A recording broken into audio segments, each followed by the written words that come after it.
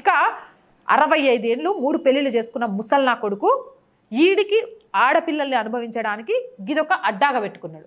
ఇక హర్యానా గుర్గావ్ సమీపంలోని దీన్ మొహమ్మద్ అలియాస్ దీను వయసు 65 ఏళ్ళు. తనకు దయ్యాలు భూతాలను వదిలించగల శక్తి ఉందని, అనారోగ్యాలను బాగు చేస్తానంటూ చెప్పుకున్న ఆడవాళ్ళను ఆకట్టుకునేవాడు, లైంగికంగా వేధించేవాడు. 2016లో ఒక 19 ఏళ్ల యువతికి అనారోగ్యంతో బాధపడుతుంటే యువతి అనారోగ్యాన్ని తగ్గిస్తాననే వంకతో దీను ఆమెను పలుసార్లు బలాత్కరించాడు. చివరికి విషయం తెలుసుకున్న తల్లిదండ్రులు పోలీస్ స్టేషన్ లో ఫిర్యాదు చేశారు. దాని ఆధారంగా పోలీసులు దీన్ మొహమ్మద్ ను అతన్ని సహకరించిన ధరాబ్ ఖాన్ అనే అనుచరుని అరెస్ట్ చేశారు. కానీ ఈ నేర వార్తను ఏమని రాసిండ్రో తెలుసా?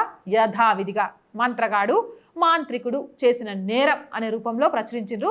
పైగా రుద్రాక్ష మాలలేసి, బొట్టు పెట్టుకున్న మనిషి బొమ్మలేసి ముద్రించడం ద్వారా నేరస్తుడు ఒక హిందూ మంత్రగాడు అనేలాగా ప్రజల్లోకి తీసుకెళ్లే ప్రయత్నం చేశారు. బిజినెస్ స్టాండర్డ్, ఇండియా టుడే పత్రికలు హర్యానాలో టీనేజ్ యువతిని రేప్ చేసిన మంత్రగాడి అరెస్ట్ అని హెడ్లైన్ పెట్టాయి. టైమ్స్ ఆఫ్ ఇండియా ఒక అడుగు ముందుకు వేసి 10 మంది పిల్లల తండ్రి అయిన గురుగావ్ మంత్రగాడిని యువతి రేప్ కేసులో అదుపులోకి తీసుకున్నారని రాశారు. ఈ దేశపు మీడియాకు హిందువులంటే ప్రేమ లేదు. ముస్లింలు చేసిన ఆకృత్యాలను సెక్యులరిజం ముసుగులో దాచిపెడతారు.